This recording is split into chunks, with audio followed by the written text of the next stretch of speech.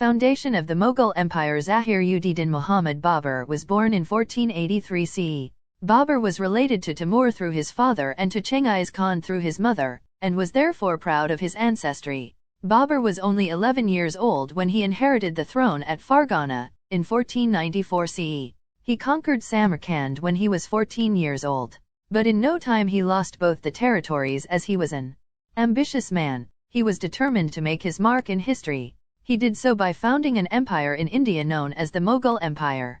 Babur came to the throne of Delhi after defeating Ibrahim Lodi in the First Battle of Panipat in 1526. Babur, CE 1526–1530, First Battle of Panipat, 1526, Babur and Ibrahim came face to face at Panipat in 1526. The army of the last Delhi Sultan was completely destroyed by the superior war tactics of the Mughal army. There were several reasons for Babur's victory at Panipat. Babur had used artillery which was unknown to the Indians. His army was better trained than the Sultan's army and his cavalry was far superior to the Indian cavalry. He also took over Agra, which was made the capital on April 27, 1526. He declared himself Emperor of Hindustan, but the victory at Panipat did not make Babur the master of India. Afghan nobles and the Rajputs were not prepared to accept his overlordship. Thus, Babur fought more battles to consolidate his position. After the First Battle of Panipat, Babur's army was reluctant to take part in further battles.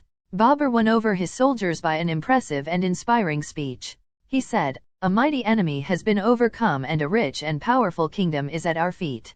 He tried to reason out with them and ask them if it was sensible to turn back when the goal lay in front of them. He also broke his wine glass and gave up wine.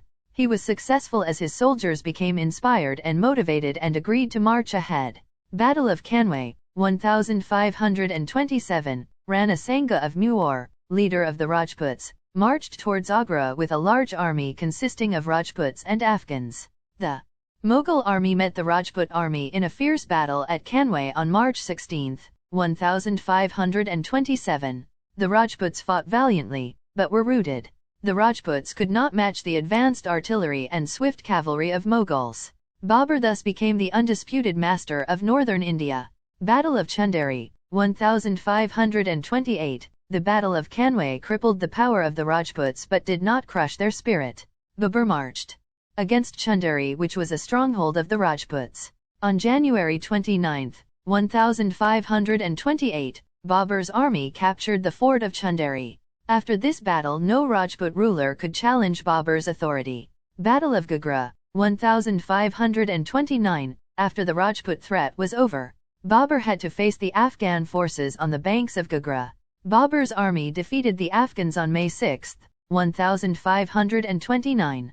Babur died in CE 1530. After his death, he was succeeded by his eldest son, Humayun. According to a well-known legend, Babur's son Humayun fell seriously ill and there was no hope of his survival. It was at this time that Babur is believed to have walked 3 times round the bed of his son Humayun, praying to God to transfer the latter's illness to him. It is said that Humayun's condition improved but Babur fell ill immediately. He was given the best treatment but no improvement could be seen. Finally, Babur breathed his last at the age of 48. Babur's achievement. Babur was a brave general and a great military genius. He commanded great respect among his soldiers. Though he was an orthodox Sunni Muslim, he was not a fanatic.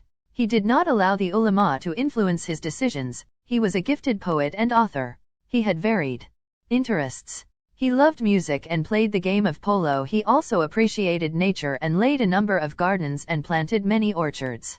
The gardens of Agra, Dholpur, and Sikri were created by Babur. His autobiography, Tuzak-i Babri, also known as Baburnama, is regarded as an excellent literary work of the 16th century. It is written in the Turkish language. A new form of warfare where artillery and cavalry were used together in war was introduced.